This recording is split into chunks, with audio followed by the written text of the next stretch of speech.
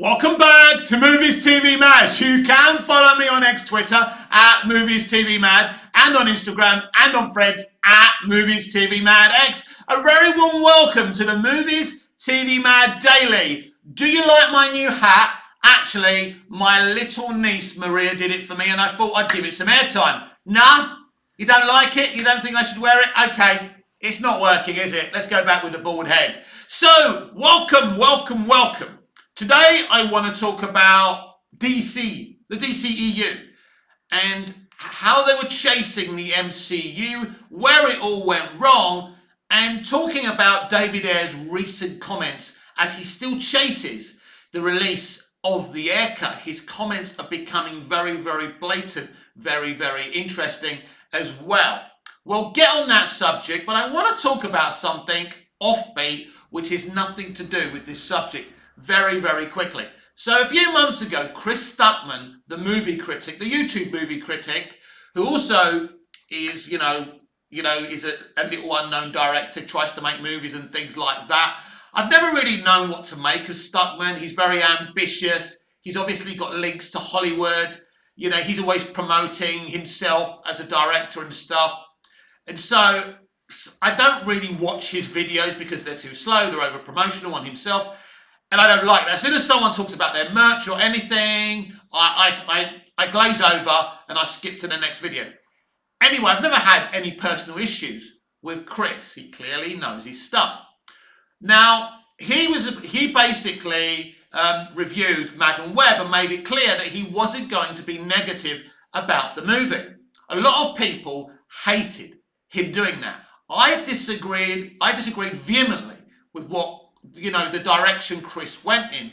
But what I didn't like was the reaction afterwards. All of a sudden, there was a huge pile-on. People like Mauler, and is it that EFAP, that thing where they're all on there and they have a laugh, which I like watching, by the way. There was a pile-on from there. But the other day, one of the most distasteful things I've ever seen is a guy who used to know him. So, they all used to be apparently they used to be critics together. They started off together, whatever the thing. So this guy started exposing stuff he knew about Chris Stuckman, before he became a big YouTuber. And it wasn't like a revelation of Chris being an evil genius or, Saddam Hussein's evil twin brother or anything like that. It was small, petty things. Basically, this guy was exposing these small, insignificant things about Chris just to get some mileage, just to get some clicks, and just to get some views. Now, even though I kind of enjoy that side of the internet, your kind of nerdrodics and, all of these people who will do anything for views, right? I like them, and a lot of the stuff they say is right, and I agree with. The political stuff I don't listen to. But anyway, a lot of it is all about making money. I get it. You want to make money. I understand it. You want to make money. Disagree with Chris Stuckman by all means. I think most people disagreed with Chris with what he said, that he didn't want to be negative about a film that wasn't very good. And I think most people agree that it wasn't a very good film. The director didn't get good enough performances from the actors. Let's be clear, because I always hear, the acting was bad. Like you're trying to say the actors themselves are bad. If an actor delivers a bad performance, that is on the director. Interestingly, the director is a very, very good, television director. She actually directed a multitude of episodes of the multi-award-winning television show Life on Mars. S.J. Clarkson, right? So she's not a bad director, but the step up was too much for her. But then if the script doesn't work, as a director, what do you do? But anyway, my point is, I disagreed with Chris. It's okay to disagree with Chris, but to actually go on a pile-on and, it's just horrible. Some of the stuff that was being said was horrible, but the guy exposing him, pointless little things about him, was the most pathetic thing I've ever seen. And it's so disingenuous, because I won't watch one of his videos again, because not Chris's, but this guy's. Because literally, you've taken something and you tried to take advantage of it. Now, I think sometimes, I mean, look, I've been here since 2018. I'm sure I've tried to take advantage of certain situations. But I hope I haven't got in personally, and if I have on anyone, I apologise, because it really isn't a good look. Right, let's get on with the subject at hand, and it's the dceu. What went wrong with it? It's not really a what went wrong with the dceu type of video. It is and it isn't. I want to get into the details, into the heart of David Ayer, because David Ayer is a bit like the Incredible Hulk when he's got control and he's kind of calm. Which film is it? Is it the one with Ed Norton where he's controlling it? And, the length of time where he's distance between being Banner and being the Hulk, he's starting to control it, right? But then it all goes wrong. This is what's happening with David Ayer. I think if we remember the original release of the re-edited, recut Suicide Squad, he was being, as he said, the good soldier. He said, there's no director's cut, this is it, he was proud of the movie, blah, blah, blah. That wasn't the truth, obviously. He was doing as he was told. Yesterday, he claims, because a lot of people are attacking him, telling him to move on Twitter, and he's saying he didn't even know that they were going to interfere with the movie to the last minute. They did it behind his back. So did Ayer go back and do the reshoots? Who knows? That's not really what I want to talk about. Another interesting subject is James Gunn's role in all of this. If we go back to the marketing of the Suicide Squad movie, David again was being the good soldier, being very positive and supporting James Gunn. I can only imagine that Gunn promised to help him get his movie released. That's all I can think of here, because Ayer was being too friendly to James Gunn. And it was a little bit out of character as well, anyone who knows of David Ayer. So he was made promises by James Gunn. James Gunn's gone very quiet on the subject. James Gunn never publicly supported the release of the Ayer cut. Interestingly, the whole cast of the Suicide Squad did. And I think maybe that's what James Gunn promised him. I will tell my cast on the red carpet to be positive about a potential release, but I will never say anything. Maybe that's what he promised him. Maybe he hasn't betrayed him. Or did he promise him to help him get it released? Now don't forget, back then, James Gunn wasn't the co-CEO of DC Studios, but was that already in the works? I suspect maybe it was, and probably David Ayer didn't even know that. James Gunn denies that, by the way, and we'll never know the actual truth. But David Ayer, obviously, is the anniversary of since the original Suicide Squad was released. Do I want to see the Ayer cut released? Because people say to me, he has to move on, Mick. But no, because this is the core reason why the DCEU failed. We spoke about how WB the other day booted out David Goyer after Man of Steel. The core reason the DCEU failed, by the way. We'll reiterate certain points because it's interesting and important.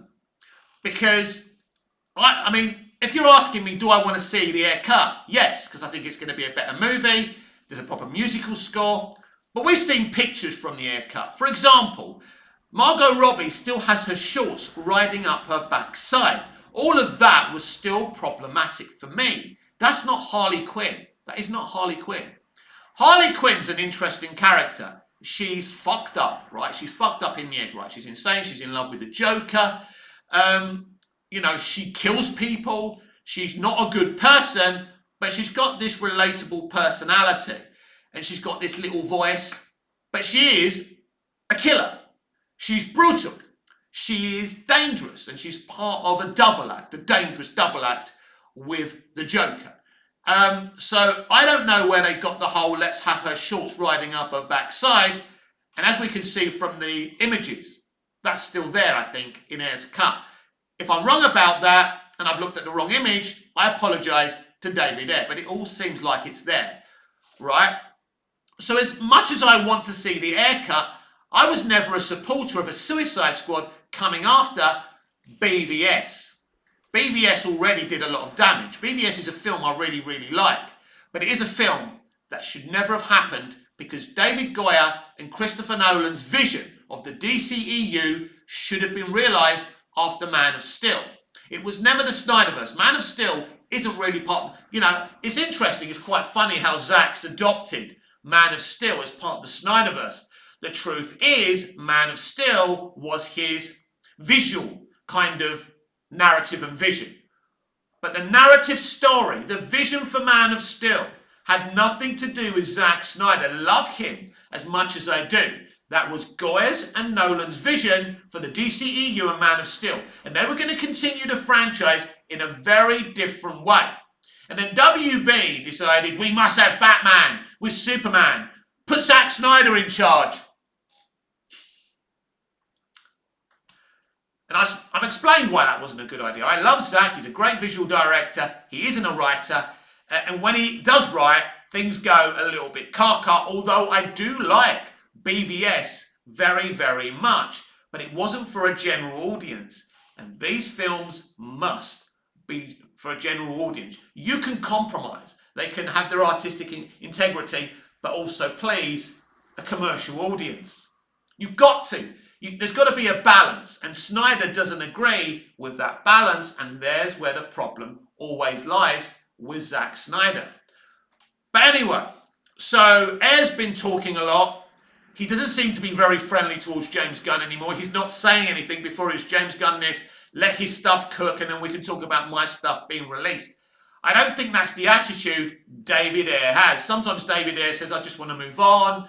And then he goes, but he wants to release it. So he does change what he says a lot. I think it depends what side of the bed David gets up from. But I think mostly David's been consistent that he wants the Ayer cut to be released. And I want to see the Ayer cut. I'm very, very intrigued what we were going to get between, don't forget, we have BVS. We were going to get the Suicide Squad, Wonder Woman, then Justice League, right, if I remember rightly. So really, in a way, the Suicide Squad was going to be a precursor to Wonder Woman and Justice League. But I don't think it was a good idea for the Suicide Squad movie should have came later down the line, because here's the thing as well. It never made sense to have a Suicide Squad as the third movie. BVS is setting up the Justice League. Suicide Squad, those characters were never going to be part of Zack Snyder's Justice League. So why are they there in the third movie? It made zero sense. And people argue with me about this a lot, but I never understood the logic of having a Suicide Squad movie there. That's something maybe you could think about in a kind of phase 2. It could be the Suicide Squad era, right? Could be interesting. Instead of maybe a Justice League, you have the Justice League era, then you have the Suicide Squad era. Now that would have been very interesting to me and many others. So it was a mistake to have a Suicide Squad movie as a third movie from the very beginning, because they were never going to have anything. If they wanted to introduce Waller, because she's an interesting character, an important, iconic DC character, you can do that, but I never understood the rush to get to a Suicide Squad movie. But interestingly enough, that rejigged Suicide Squad nearly made $800 million. Because the DCEU prior to Bergs and Johns and Hamada was making solid money, if not the great money the studio wanted. Nearly $700 million for Man of Steel, nearly $900 million for BVS. I think we can all agree the movie should have made a lot more money because it's Batman and Superman. But that's not bad. It's not a disaster, but it's not great either. Wonder Woman did well for them. They were happy with that. The studio were happy with what Suicide Squad made, but they didn't like what the critics were saying.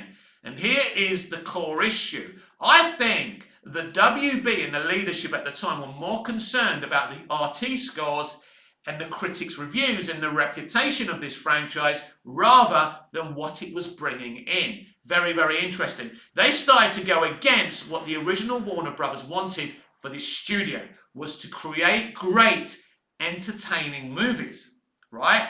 They went away from that. That was always the WB way. The WB way was always Joker, those kind of films, right? Or JFK, or, The Dark Knight, or Batman Begins, those types of movies. I mean, even if you think about it, Green Lantern was a weird, when they did Green Lantern, that was weird.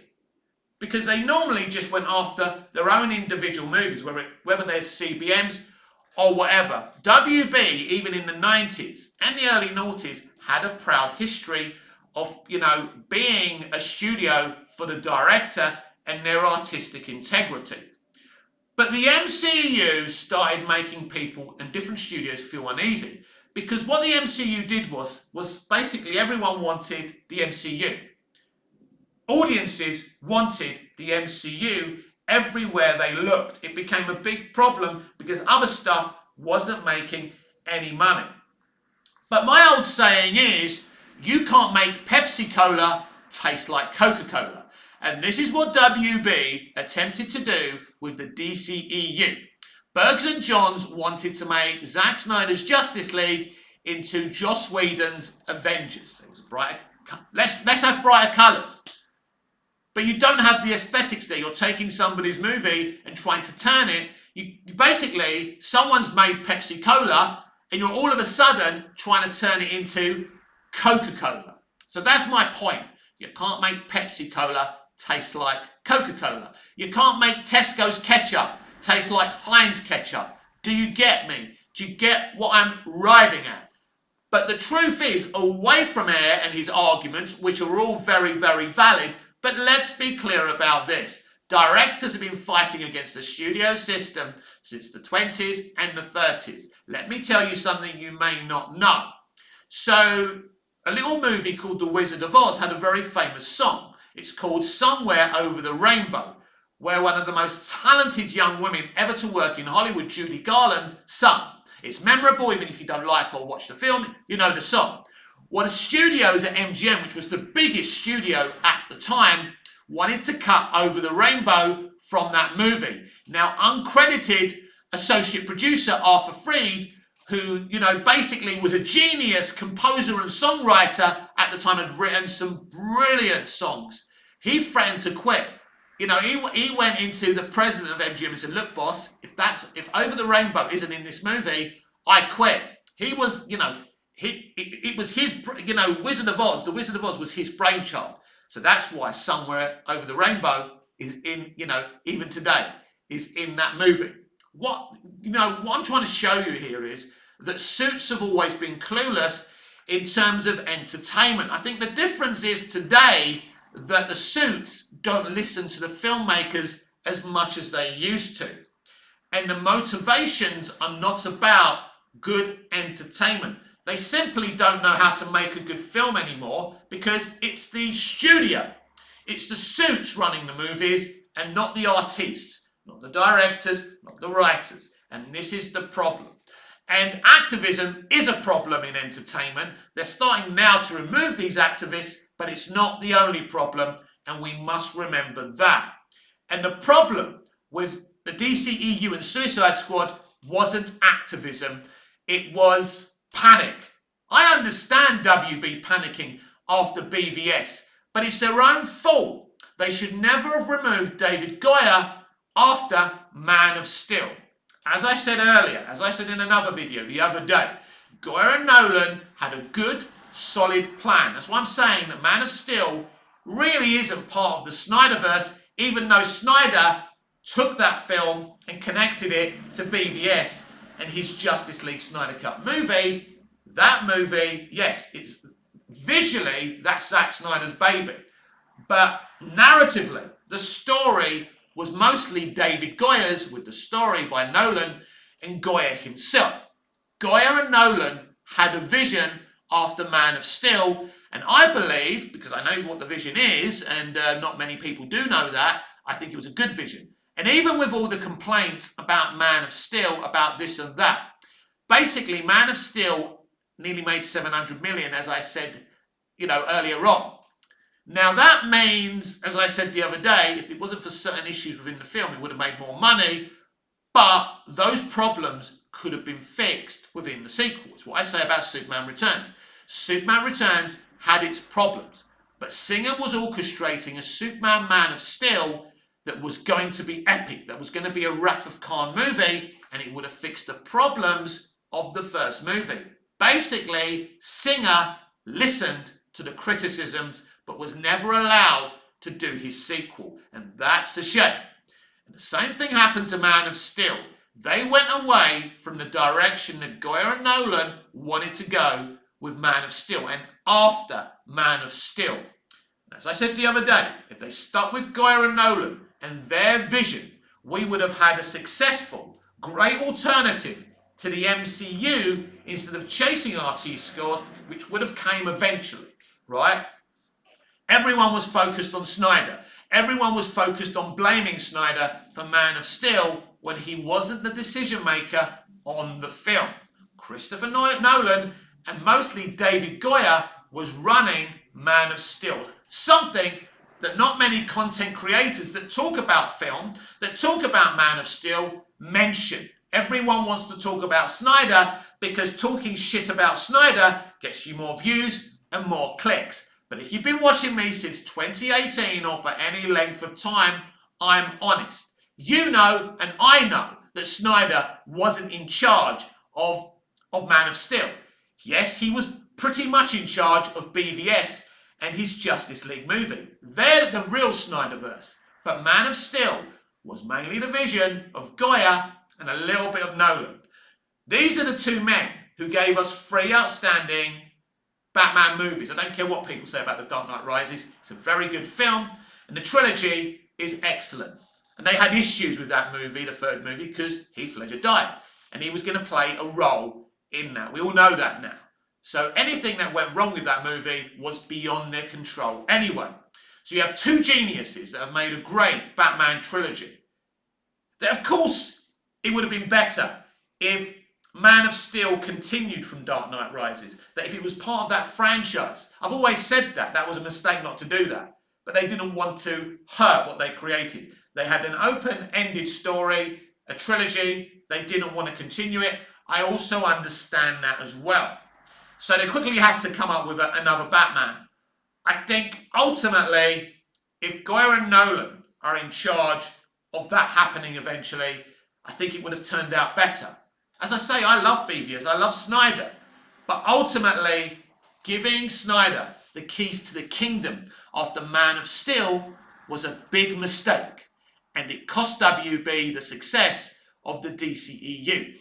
Man of Steel was the perfect storm because Snyder was allowed to be artistic and visually, uplifting with the Man of Steel movie. The visual part was his department. He's probably the best visual director, along with Denis Villeneuve and a couple of others, using the technology they can today. But putting him in charge of a movie is suicide, right? It is suicide. It's a bit like giving Rambo an AK-47 and that sheriff, played by Brian Dennehy, standing in the middle. You don't want to do that. It was a bad mistake. Allowing Snyder to be in charge from BVS basically is like going to a petrol station and lighting a fucking fuse. I love Zack. I love what he does. I love BVS. I love the Snyder Cut. But it was a mistake. And as I said in my other video, if they allowed Goya and Nolan to continue Man of Steel from where it kind of left off. Now let's look where Man of Steel left off, because I didn't mention it the other day, but I've mentioned it before. The banter in the Daily Planet. Welcome to the planet. He's smiling. That's not the atmosphere we get in BVS. We get a weird kind of bullying from Perry White on Clark. And I just don't feel that was the direction that Nolan and Goya would have gone with in the Daily Planet in any Man of Steel sequel. They understood. Man of Steel had the perfect balance of Superman smiling and laughing when he flies for the first time. So there are some somber moments in Man of Steel, but there's also, not much humour, not that I need humour in a CBM anyway, but it had a balance at times. They make some mistakes with, I think he's kind of hot, but it's not a deal breaker for anyone. So any mistakes that Man of Steel made could have been fixed with what Nolan and Goya were doing. And I think if Nolan and Goya had continued after Man of Steel, I think the DCEU would have been very, very successful. And as I say, a great alternative to the MCU. What the MCU was doing in its first 3 phases was brilliant for them, and it was groundbreaking for the industry in terms of finance. But no way should other studios be chasing that style. But everyone decided, let's be funny, let's be bright, and that was the mistake that WB were making. But the mistake went back to letting Goya and Nolan go. It was very exciting to hear that Nolan was going to be part of a Superman film, considering how obsessed he is with Superman 78 and Dick Donner. So I think him being involved was important, and allowing him to go and allowing Goya to go was a very big mistake. Once they booted Goya out, the DCEU basically had its cancer. It was slowly going to die. Then they put Snyder in charge. How they didn't know how crazy Snyder was going to get, even though, as I say, I love his 2 DCEU movies that he ran, but they know who Snyder is. So it was shocking to me after letting Goya go that they went to Snyder, here's the keys, mate, do whatever the fuck you want. That didn't make sense to me. So all this goes back to what poor David Ayer went through. That he made a film he was proud of. His cast made a film he was proud of. But then you have to look at certain situations within Ayer's movie as well. We've already spoken about Margot Robbie having no shorts up her backside. Totally wrong. But then you've got Jared Leto's Joker. I kind of find his Joker interesting, and I don't know what it's like. I still feel maybe it wasn't the right direction. I don't dislike his Joker, and in the Snyder Cut, it's certainly far more different, maybe improved, maybe not, because I thought his Joker was okay in that edited cut we saw. But yeah, was it the best of ideas to get a method actor in who goes down kind of the lines that he does to make that movie? Should they have kept it a little bit more simple? Should they have kept away from Jared Leto? Because Leto is a very, very good actor, but if you look at his career, especially since Suicide Squad, it's actually been a bit of a disaster. So disaster follows this guy around a little bit. Maybe that's not fair, because I like him. I saw him in Mr. Nobody, a brilliant film. But his career hasn't been great ever since he played the Joker in Suicide Squad. So it's interesting. So there were mistakes made within even Ayer's movie. There were some problematic decisions, and I think the biggest problematic decision was force-feeding a Suicide Squad movie after BVS, when the Suicide Squad had nothing to do with the Justice League movie. So again, what are they doing there? Really, after Man of Steel 2, if we got one from Goya and Nolan, we should have had a Flash movie or a Cyborg movie. Maybe that was the plan. They should have set these characters up. Now, Snyder does his best to set them up in the Snyder Cut, but the truth is we weren't going to get a 4-hour Snyder Cut. We may have got a 2-hour, 45-minute movie in the end if they didn't drive Snyder off Justice League, but ultimately you need to build your universe up. So it's interesting now. What's interesting with what Gunn's trying to do, he's introducing his DC universe via Superman. So that's interesting as well. So I don't see any Cyborg movies in the offering. I don't see any Flash movies. So that's interesting. In a way, maybe he's going in a similar kind of direction to the old DCEU. I really don't know what to expect. But that's why the DCEU never worked. Because the planning was problematic. You had Goyer and Nolan, who'd already did a trilogy franchise and did it really well with no controversies and no problems. All you had to do was allow them to cook. And eventually, they would have got it right. Just under 700 million wasn't a disaster for Man of Steel. It wasn't brilliant, but it also wasn't a disaster. You just allow people to make their noise and you move on to the next movie. It's the same with the MCU. There was a lot of problems in Phase 1. People hated what Feige did originally. But Marvel Studios, as a studio before it went to Disney, kept their heads down, made their movies, and they became a success. But WB was simply too reactive, and the firing of David Goyer and the disbandment of David Goyer's and Nolan's vision is the reason why the DCEU failed at the end of the day. And now we're going down, let's make Marvel. Let's do the MCU. That's why we've got an MCU director as the co-CEO of DC Studios. Let's see how that works out next July.